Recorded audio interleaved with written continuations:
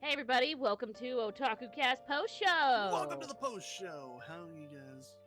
Welcome, patrons. Now we can be our nasty raunchy selves and swear and because you guys are here, you Patreons. This is special just for you. I still don't swear as much. I get so used to it doing the cast. I swear, I have to catch myself all the time during the cast. I'm a Yeah, potty true. mouth. I'm but we're talking about Promare, our movie we watched. Promare, yes, that Ugh. okay. I knew once again. I go into these as raw dog as possible. I try not to look ahead at these movies. I try not to look ahead at these series and just come in with a fresh new outlook on it. The fan turns off every 30 minutes. It stops spraying water on the little thingy, so I have to turn it back off and back on. So Sorry. this was produced by Studio Trigger, which was founded by former Gainax employee Hiroyuki Imashai, who was the one who did like Grand Login. Studio Trigger is like part of the people that did. They worked on like Grand Login and Kill a Kill. That's the people that like worked on this one. So it's and honestly, that makes more sense because as soon as I saw main character dude, now I can't remember his name. I'm not allowed to take notes on the movies anymore. The moment you see the art, this style, guy is like Kaname from Gurren Lagann. This is the intro section to it is very differently styled than the movie itself. That was kind of weird. Like, I expected a really different movie from the intro. So pretty much for those who have not seen this movie, it's a movie about like firefighters, and they fight these people called Was it burners? Yeah, they're the Burning Rescue, and they fight the Burnish. The Burnish. It was Burnish. Yeah, they fight. The first group they come in contact with is the Mad Burnish, which is a terrorist organization. So exactly, and the Burnish want to burn things down. Well, they don't want to kill people, but they're driven by the mysterious fire magic that they have to burn things. Here's the thing. So it starts off 30 years before the plot starts. Random people get like upset, and that triggers this like the burnish in them. Rukia. And they start fires. And like in those 30 years, the people that have fires, mutants, were discriminated against. Ooh. I mean, kind of makes sense. Dog hit the computer. Sorry. It kind of makes sense. They're literally starting random fires and burning people alive. Of course. So they get discriminated against. Things happen. Have some water. It creates the Mad Burnish, which is a terrorist organization, which, I mean, at one point decided to ignite a volcano. And, like, a lot of stuff happened. But over the 30 years, they've developed firefighting techniques to take down the Burnish. If you guys have ever seen... Ice cannons, ice bullets, bullets, that kind of stuff. Mechs, firefighting mechs. If you guys have ever seen Grand Login or Kill a Kill, you understand it's a hapdash, mad consortium of action. Like, the first 20 minutes is just fighting the Mad Burnish terrorist group, where you have them breaking into this building that's on fire and putting out the fires, and it's really awesome. I don't like the mix of 2D and 3D animation in the movie, though. I didn't care for that. Honestly, I didn't mind it for this one because it was not awful. Some of the things just looked so out of place. Like the fire hydrants I'll give you that. So out of place. But it was just not horrible at all. It could have been a lot worse. If you like Grand Login or Kill a Kill, you'll like the art style of this. Because it's very much that art style. I've never seen Kill la Kill, but Colette taped me to a chair and made me watch her favorite anime, which is Gurren Lagann, and it was pretty good. You got the art style, right? You can see? Yes. Yeah. They have a very specific art style. The movie is really hard to describe because so much happens. A lot of the like messages are kind of like really heavy-handed, but that's kind of what the studio does, is heavy-handed. Like, I mean, you kind of get like the Burnish are starting fires because they feel an innate drive to do so, and they're like, we gotta feed the fire. And I'm like, no, you shouldn't be feeding the fire. You're burning down buildings. They're like, well, we don't kill people that don't deserve it. And I'm like, what about all those like random people that were just in that building that you guys were burning down? Yeah. There was where were they gonna go? And it's like, you know. Well, they had like little like rooms that were like iron rooms to help them like hide from the flames. But you know what? How hot fires get, they'd be like just roasted turkeys after a bit. The fire in this world is so weird. It burns in triangles. Notice that? Like everything was like triangular. Yeah, and it wasn't all. It was just the burnishes flames because there's a scene when they're in the pizzeria and there's regular fire there. It's not all pixelated. It doesn't have that particular shade.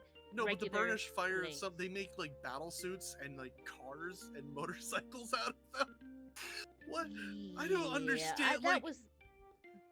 Yeah, it doesn't make any sense. Like, but it not follows... only how, but also how it's fire. Yeah, we follow the main character though is Gallo Thymos. And he has got some big dick energy. He's got a fire in his soul, a burning fire in his soul, and it's hotter than any flame. Now, I did watch this in dub, and I'm sure DC watched it in sub. Hell but yeah, I imagine. And the rest of the team is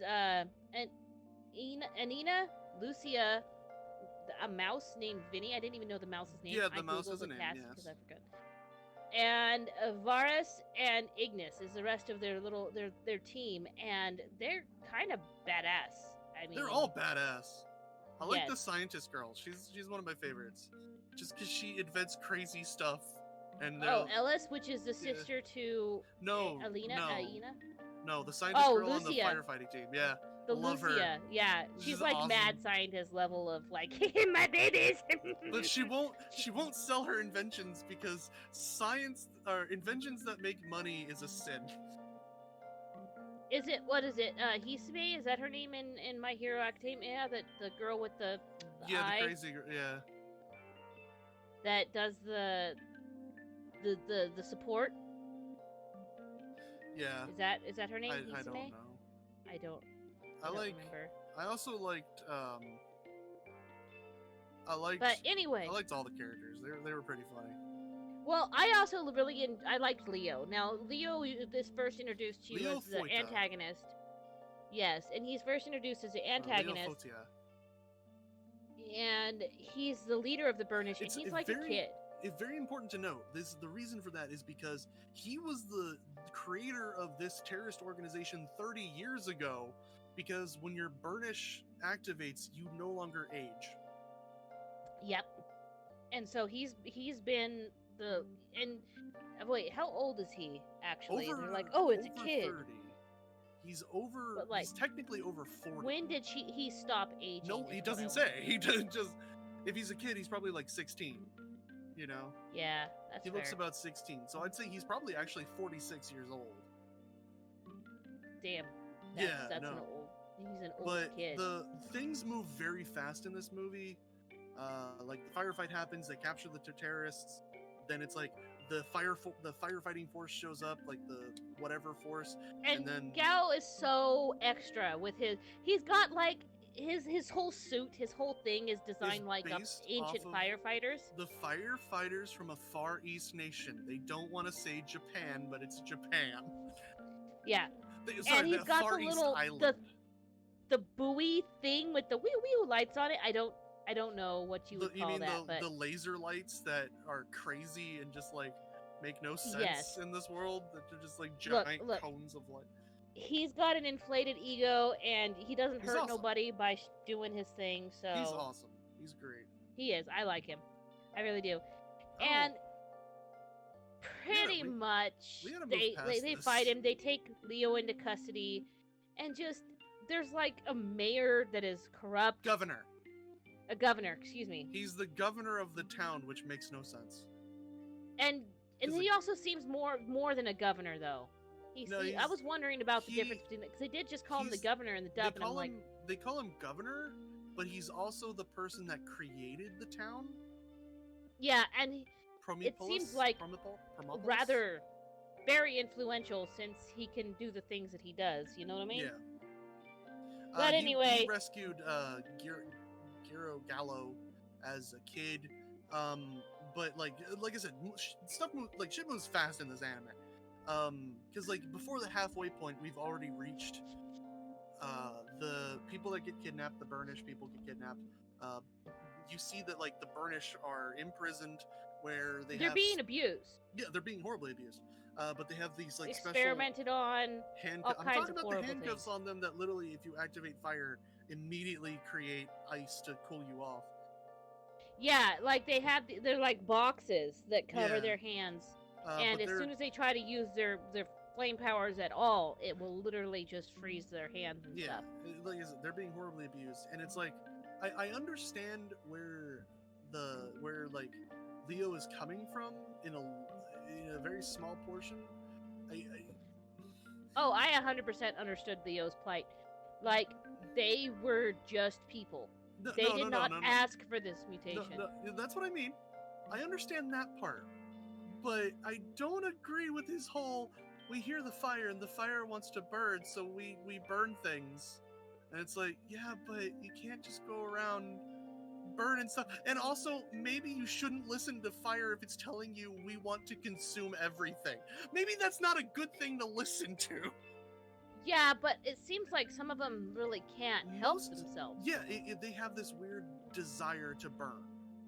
But, like, that's where you also understand the people that are afraid of them. Because they have a desire to burn things. And then we do get a scene where the Freeze Force shows up while Gallo is given a medal because he stopped the 30-year terrorist organization. And he's given a medal, and they go out for pizza. And after they're eating those pizzas, the fire suppressor people, they show up, the Freeze Force, and they arrest the pizza guy. But it turns out he's a Burnish. But he wasn't using his powers, he was just making pizza. He was doing absolutely nothing. And the guy's like, no, he just wanted to, like, the pizza owner's like, he just wanted to make pizzas and blah, blah, blah. They're like, oh, you knew about this. Well, you're under arrest because of this law. And the firefighters are like, hey, you can't do that. That law's an anti-terrorist law. And the dude's just like, well, that's up for the courts to decide if he's a terrorist. And I'm like, you mean the guy making pizza that's literally doing nothing but making pizza? The owner of the establishment gets arrested too for defending him. And he's like, look, I didn't know he... Well, actually, the owner did know he was Burnish, but he's like, he's not using his powers. Yeah, exactly. He's just making pizza with our fire oven. He's not doing anything, and they arrest him anyway. This is what I mean by, like, heavy-handed. The message is very, very heavy-handed. Yeah. They just, They don't do... This team does not do subtlety. No. So, no, it doesn't. They go off, and the main character, Gallo, gets all upset. And he goes off to, like, this frozen lake. And he dug 15 meters down. And it's like, yeah, I dug 15 meters down, and it was all ice. Yeah. And she's like, you dug that far? It's like, yeah. And they have a little ice skating thing, and it's kind of cute. 15 meters is like 45 feet. That's a lot of ice. That is a lot of ice. But yeah, then they see a fireball coming down, and he goes off to investigate, and he finds the Burnish cave where Leo had escaped and taken all the Burnish to, which was a pretty cool scene because Leo literally overpowers the freezing thing by just igniting more than it can freeze. Yeah, just being more badass than the freezing thing could handle.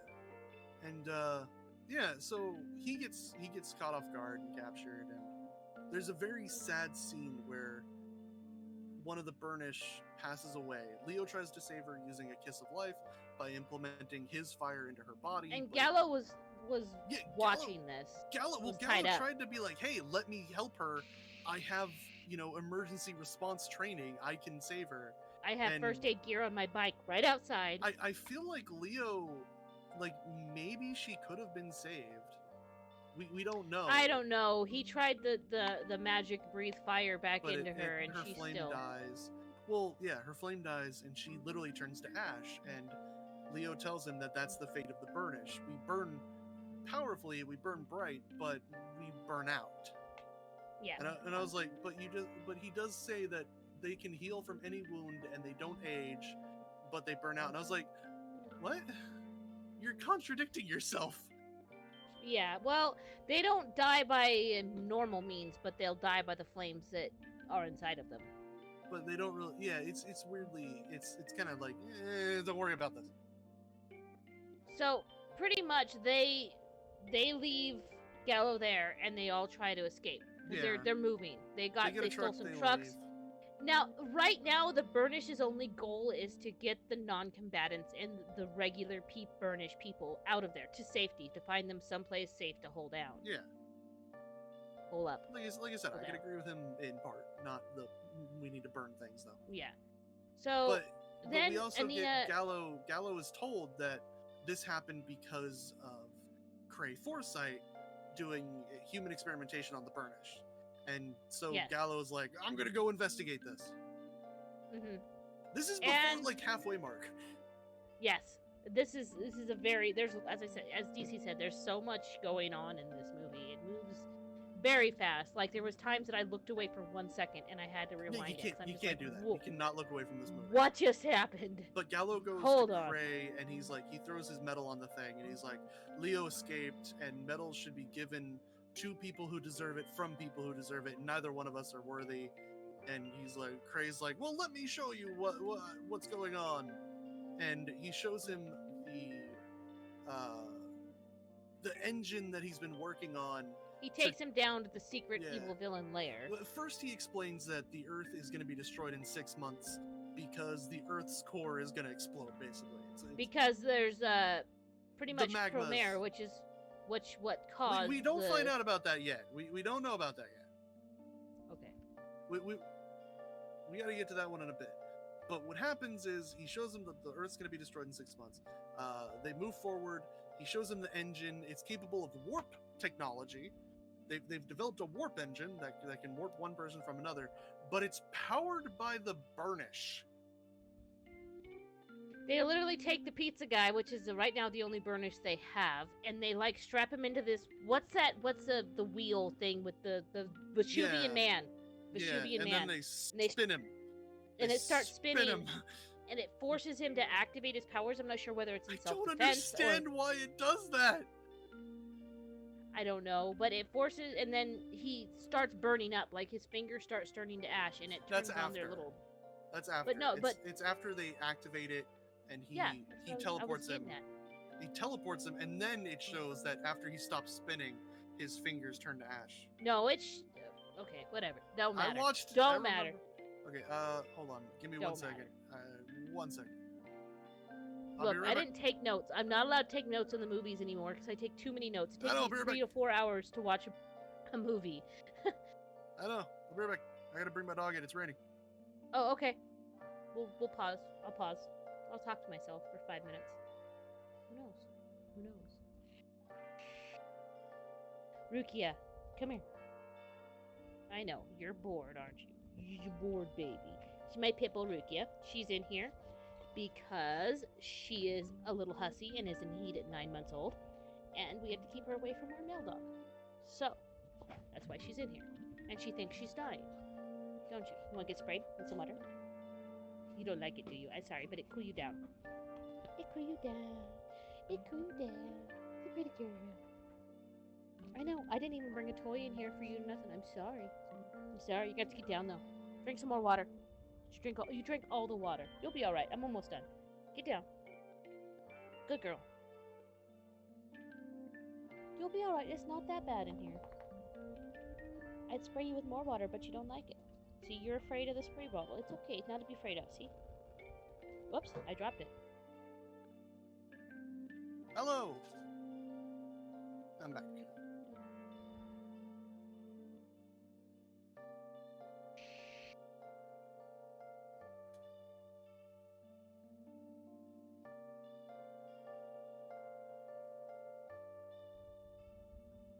Yeah.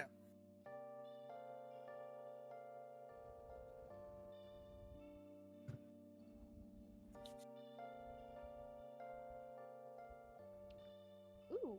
All makes sense.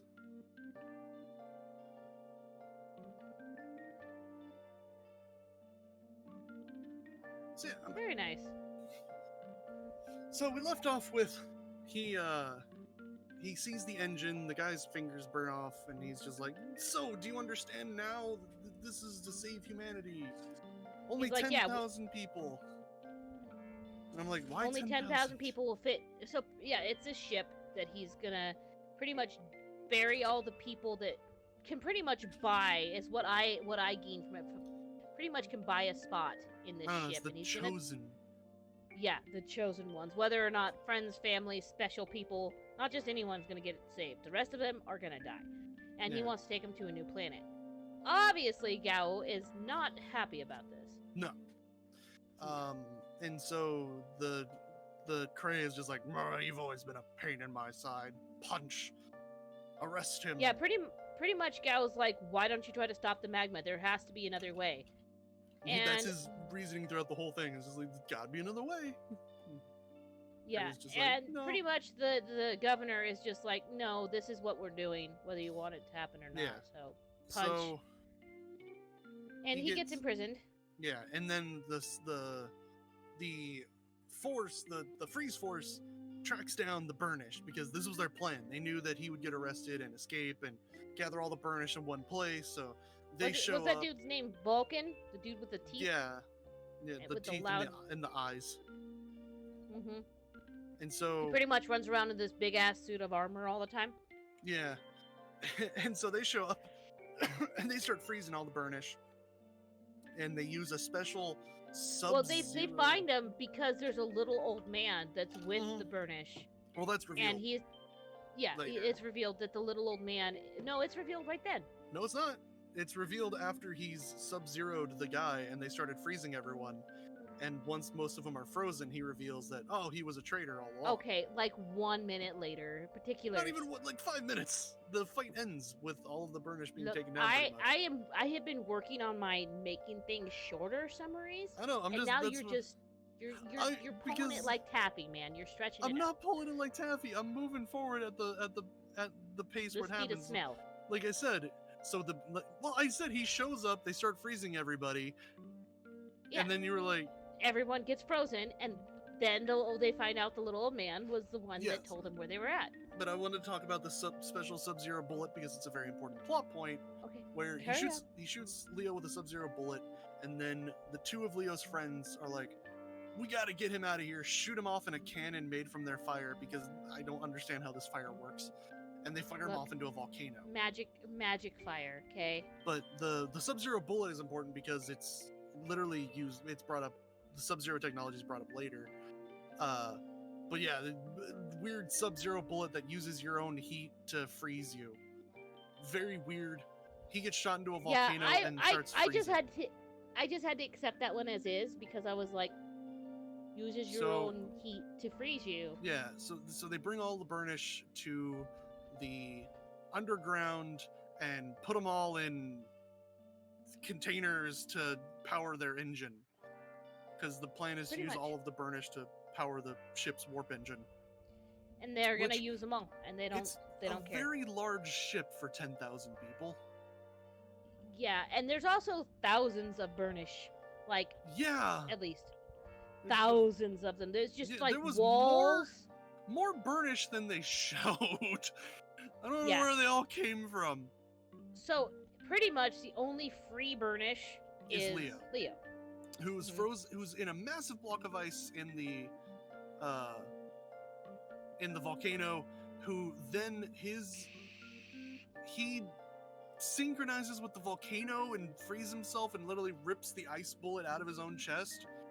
Yes. It was a very weird moment, and then he turns into a giant purple dragon.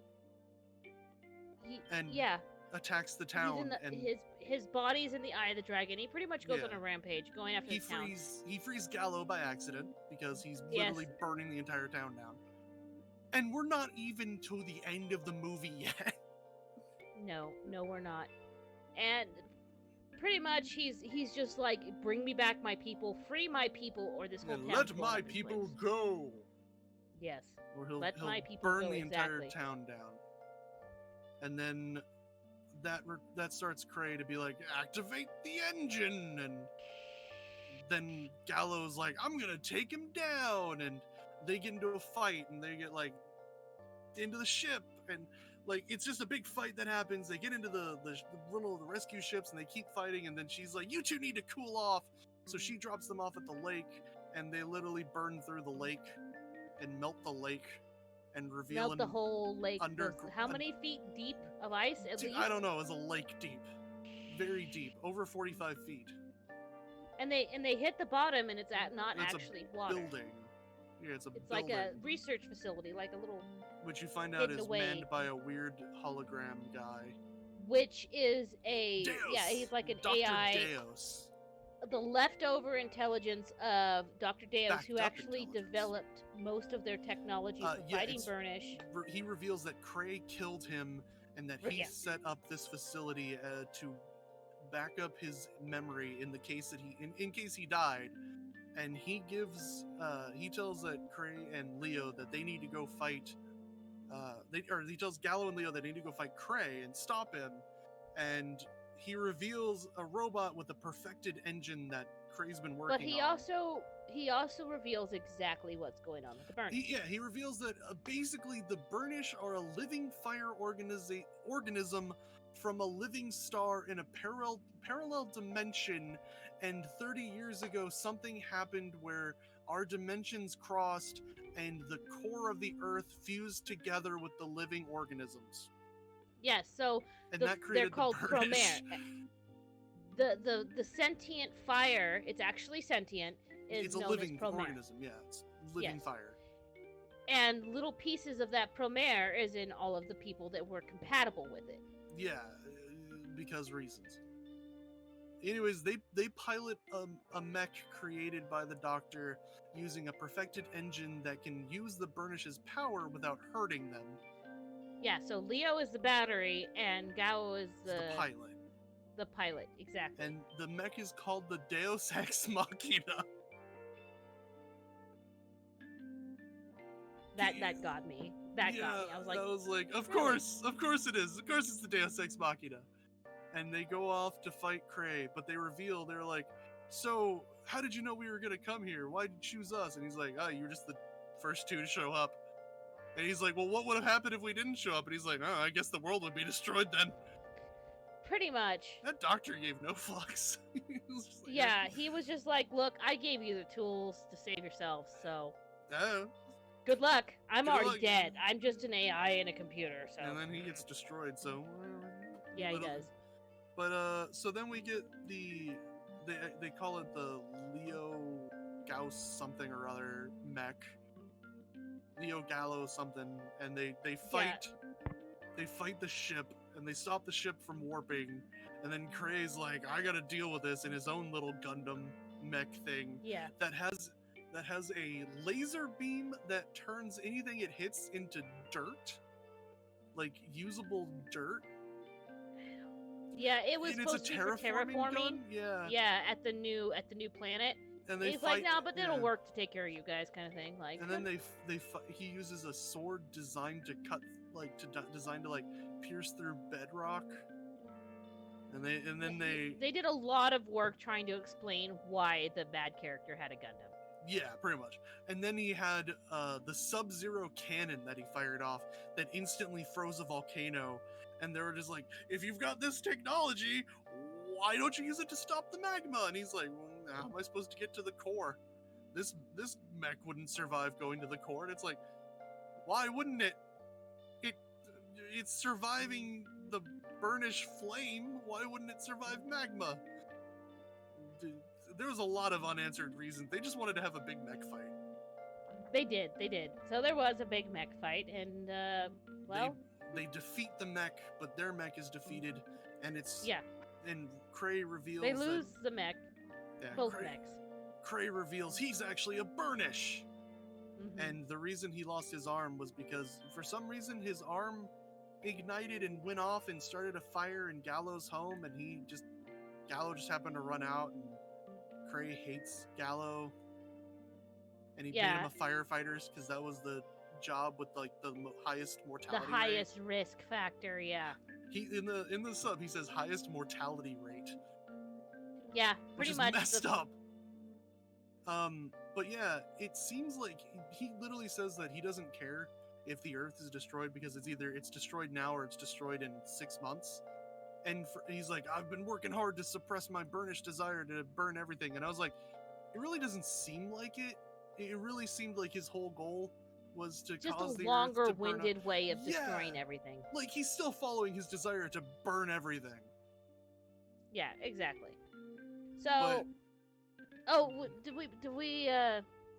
well, see, as I said, I'm not allowed to take notes. So, Leo gets like captured and yeeted into the broken engine. Yeah, he takes the core, and then Leo gave his burnished fire to Gallo to protect him, and then Gallo's like, I'm gonna go save Leo, and he goes and saves Leo and beats. Because Leo's strong enough that he could run the engine by himself. Yeah, well, they put all of the burnished power into him, and he acts as the core. Yeah. I don't know logic, and so they go down there, and it was a crazy wild ride, but it was. Gallo beats Cray, and then Leo's like, I've got a plan to stop this, and he's like, what's wrong? And they decide that they need to ignite the Promare in the core because they've been suffering from incomplete ignition, and the only way to save the world is to create a fire, and so they fuse together.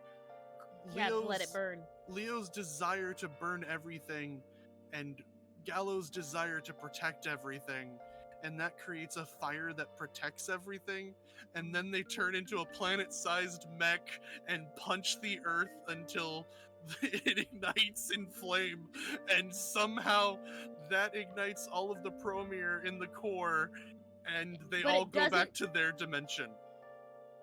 Yeah, and it doesn't hurt any of the people. All the people, as you said, they're all protected. Yeah. But just everything else is burned. But then the Earth is normal and everything's fine. And yeah, I was like, are we gonna be like Wasteland? And then it just zooms out, and there's even like green, and I'm like, yeah, it's like, all right. Well, there was a scene that we didn't mention in there. My little fan service scene. Oh yeah, Gallo saves Leo by taking the fire that Leo gave him and doing the kiss of life that Leo tried to do on the girl, but didn't work. And then Gallo was like doing CPR, trying to save him, and he goes and does that, and Leo lives, and he's like, it worked. And he's like, I can't believe you made me start a fire. Pretty much. He's a firefighter. But you gotta admit, like, I know we kind of talked about this, and it was a hilarious conversation, by the way, but that was gay. It really wasn't done romantically. It was very much done... No, but the way that the animators zoomed out and, like, just focused on it and had that crystalline... That was fan service all the way. They had that for fan us service yaoi girls. Yeah, that was done for the yaoi people. But, like, they also had that moment with him and the girl on the frozen lake. They did two moments with them.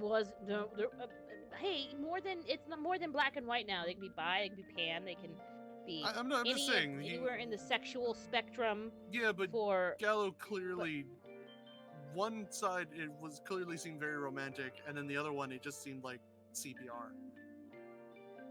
Because like when Leo did it to that girl, ice skating with a girl, kissing a guy. How do you think CPR is done? Look, I know. Like, I didn't see chest compressions. I didn't see. I didn't see chest. What are you talking about? That was the first thing he did. He was like, no. When the camera panned out and they just like had that shine. Now I'm gonna find a picture. It's fine. I'm gonna find a picture. Whatever. It's still. Yeah, you can read into it whatever you want to read into it. I don't care. Good.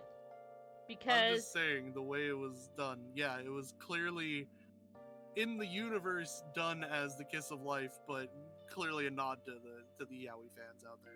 Yes. Come on, load high resolution. Thank you. But let's move forward. So that's pretty much how the movie ends, is that the Burnish are no longer Burnish because all of the Promare have gone to their universe again. Because this studio can't do normal. No. I will say, like I said last week, I'll say it this week because I'm not going to be biased. It was a very basic plot, like been there, done that 1,000 times. The hero's idol ends up being the bad guy plot. I mean, yeah, I kind of honestly expected that. Yeah, exactly. The moment I saw him, I was like, oh, he's gonna be evil. I was like, he's gonna be evil. This guy seems too nice. He lost his arm, but he has his arm again. That's weird.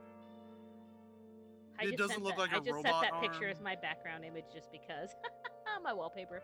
Yeah. But that was and honestly, final thoughts. I enjoyed it. I watched again. It was wild, it was zany, it was predictable. But it was a fun time all the way around. I don't know if I'd watch it again, but I didn't hate it. I thought it was fun. It was a wild ride. I don't know what the fuck was happening half the time. I literally more than once sat there and was just like, what am I watching? Yeah, it was crazy, but it was so good. I really enjoyed it. I like the 20 or 30 minute long mech fights that there were. It was just 20-minute segments of mech fights. That was awesome. Made me happy. I mean, it was good. But I enjoyed it. Definitely give it a watch if you've not seen it, and enjoyed it a lot more than last week's spoiled for you. I enjoyed it, and I don't really get into mech anime a lot. It really wasn't focused on the mechs until like the end. Like really focused on them was the end. Yeah, there's a lot going on. Look, there's even a post here about it on Dent de Leon's Tumblr. It says, I've seen people try to argue that magic CPR doesn't make you gay or whatever, but the whole kiss of life thing is a meaning or narrative archetype reserved pretty much exclusively for romantic partners, the ones who are really in love with that. That is their opinion, and there's a lot more to it. That's their opinion, yes, but I mean, and that's it's called subversion of expectations, taking a common trope and subverting it. I like I said, I know what they were going for. And also fan service. But yeah, that's what it was. It was fan service. 100% it was fan service. Oh, let's be honest. Yeah, so much fan service. And I'm only saying that my little yaoi loving heart is happy. Yeah, I'm only saying that because they didn't put any romance into the show at all. Like, I don't know, there was a lot of meaningful eye contacts. Not really. That was sarcasm. That was kind of nice though, that there wasn't any crappy romantic subplots that they had to go through. Like when they were ice skating, I was like, oh god, are we going to have to go through this romantic subplot now? And then I was like, no, we're not doing that. And I was like, oh, that's nice, thank you. Sometimes it's nice not to have the romantic subplot shoved into everything. Yeah, you're right there.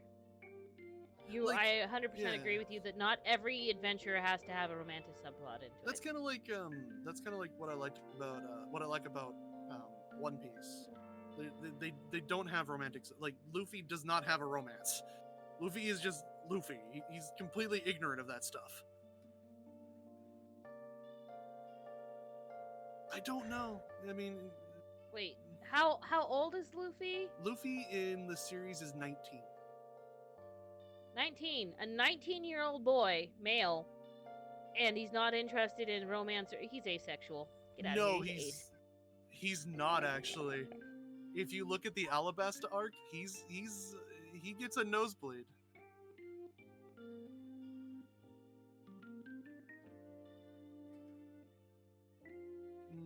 I don't know what happened in that, but you can be asexual and still be romantically inclined. I don't know. Yeah, I don't know if it's like asexuality with Luffy so much as like, is it that, or is it he's very simple and just not? That's not where his mind is. Jack just said that they came out and said it was canon. Like he's an ace. Oda? Oh. Well, Oda said he doesn't want the